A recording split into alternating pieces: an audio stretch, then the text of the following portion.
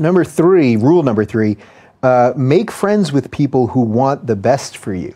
This is a particularly interesting one these days, I think, because we connect with people all over the world that we don't meet face to face. You know, there's kind of rule of thumb for that, which is if you have a friend and you tell them bad news, they're actually sad, and you can tell them. They will listen. You know, they'll listen. They'll take the damn pain. And they won't tell you about some worse thing that happened to them, defensively, say. Or they won't secretly be happy that you got knocked off your pedestal. You know, they'll listen. And then the other thing is if you have a friend and something good happens to you, they're happy. Yeah, well, that's the thing, is you, like, you know, if you're trying to quit smoking and your friends are offering you cigarettes, that's, like, look, there's a joke. You can make a joke about that. And if it's a joke, it's fine. But often those sorts of jokes aren't jokes. It's right, like, I'm smoking, you're quitting, you think you're better than me. It's like, can I get you to smoke? And then I don't have to be, like, embarrassed that I'm not able to do it. Or you're an alcoholic, and I think, yeah, you know, who cares about the fact that you've screwed up your third marriage? It's like, have another drink, ha ha ha. It's like, no. And the other thing, you know, people don't exactly understand that it's okay morally to choose people that are trying to help you be better, and to shy away from people who are going to drag you down. So this image always comes to mind for me. You know, if you're a lifeguard and you want to rescue someone who's drowning, the way you swim up to them is like this, with your foot out. And the reason is, well, maybe they're panicking, and 2 drowned people is not an improvement over 1. So, you know, you don't have you're not morally obliged to go down with someone else's ship. Now you think that's pretty harsh and pretty rude. You can't abandon a friend in need. That's not what I'm saying.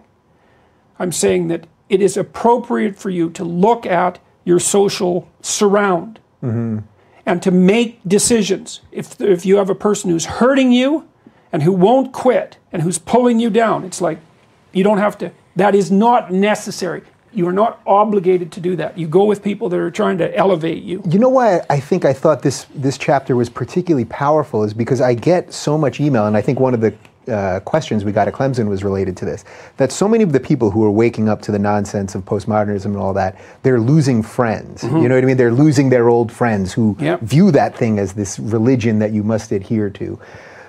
But what I've found, even though I did lose a lot of friends over the last couple of years from my old life, even though I'm the same me that I always was, is that I've gained newer, richer friends, including the guy sitting right across from me right now. And that is a powerful thing. You can shed people too. Yes. Well, you actually are obligated to. It's like you are not obligated to associate with people who are making your life worse, or who are even more, and I would say this more profoundly in some sense, you are obligated not to associate with people who are trying to damage the structure of being.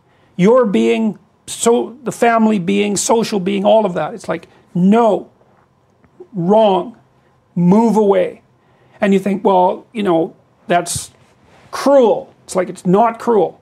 You're sending a message. This sort of behavior is not to be tolerated.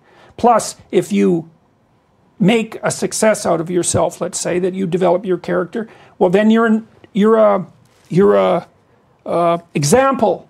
And at some point, maybe that's what that person is going to need, is an example. You know, maybe they'll hit bottom and think, oh my God, I'm not on the right path.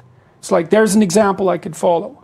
So, and you can't justify it by compassion, because often that's an excuse too. It's like, I'm hanging around with my drug addict, alcoholic friends because I want to help them. It's like, really, is that right? Maybe, probably not though. You're not a saint, probably. Maybe you are. Yeah.